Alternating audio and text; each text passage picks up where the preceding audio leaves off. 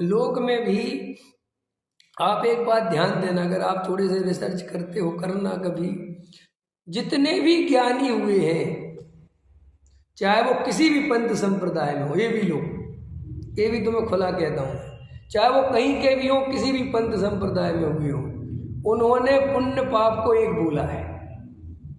देख लेना, जितने भी ज्ञानी हुए हिस्ट्री में, उन्होंने पुण्य और पाप को एक बोला। उन्होंने कभी नहीं कहा कि पुण्य अच्छा है, उन्होंने कहा सब एक है, तो आत्मा का ध्यान कर। कहीं के भी ज्ञानी हो, रे भी लोग, उन्होंने तो ये कहा कि जब कुंद कुंद भगवान को उठाओ, अमृतचंद भगवान को उठा, और बीच में पूज्य पास जितने भी हुए एक से सबकी देखो आप क्या लिखा सबने पुण्य के बारे में। उन्होंने कभी भी, और जिनने लिखा है कि पुण्य अच्छा है, वे ज्ञानी नहीं थे। वे आगमधारी हो सकते हैं, ज्ञानी नहीं। आगमधारी समझते हो कि नहीं? आगम परंपरा से चलने वाले, ख्याल में आए कि नहीं है? शास्त्रों के लकीर के फकीर, भले ही महाराज बन गए उससे कुछ नहीं होता, ख्याल में आए? कोई बहुत बड़ा पंडित बन जाए उससे कुछ नहीं होता। शास्त्रों को पढ़ पढ़ के पंडित बन गए, विद्वान बन गए और बढ़िया से बढ़िया भाषण देने लगे, उससे कुछ नहीं होता। ख्याल में? कोई महाराज भी बन जाए उससे भी कुछ नहीं होता। बात यह है कि आप पुण्य और पाप को एक कह सकते हो क्या? ये बताओ कि एक तो नहीं कह सकता, एक तो नहीं कह सकता, एक तो नहीं है, सब अंतर है। तो बस अभी आत्मा की खबर नहीं। जब गुरुदेव ने पुण्य और पाप को एक कहा, ओ सारे जगत में हल्ला मच गया, ये कैसा आदमी है, पुण्य और पाप को एक कहता है। तो गुरुदेव ने कहा, अरे मूर्खों, मैं कैसा आदमी हूँ? तुम्हारे ग्रंथ में लिखा है? हमारे ग्रंथ में लिखा? कहाँ लिखा? हमारे ग्रंथ में लिखा कि हाँ, किसने लिखा? हम उसको ही नहीं मानेंगे जिसने लिखा। कह रहे पहले सुन तो लो, किसने लिखा? किसने लिखा?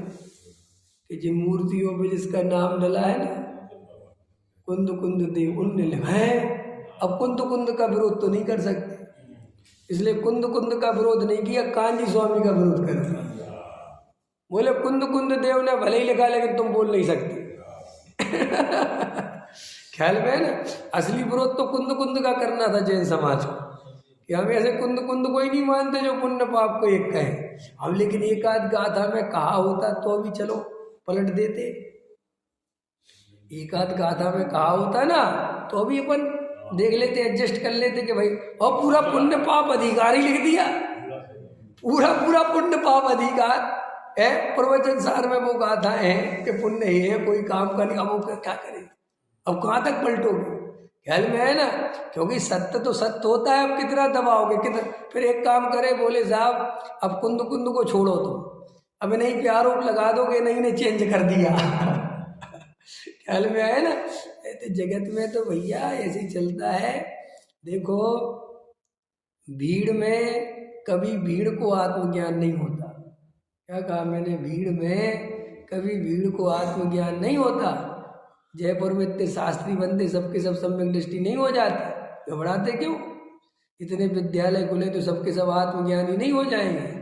आत्मज्ञानी तो कदाचित कभी कोई एकाध पुरुष होता है, और बड़ी मुश्किल से होता है। ख्याल में है ना? इतना आसान नहीं है।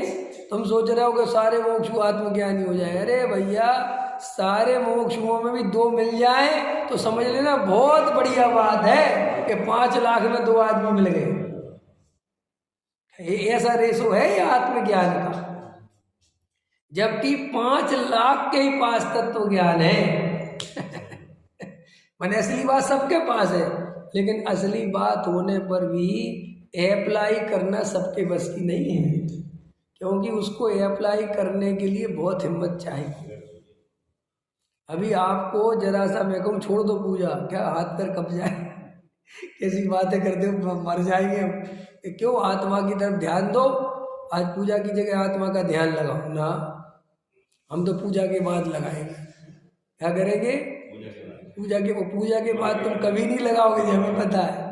क्यों नहीं लगाएंगे पूजा के बाद? ये पूजा के बाद तक खत्म हो जाएगा, तो राग पूरा हो जाता है।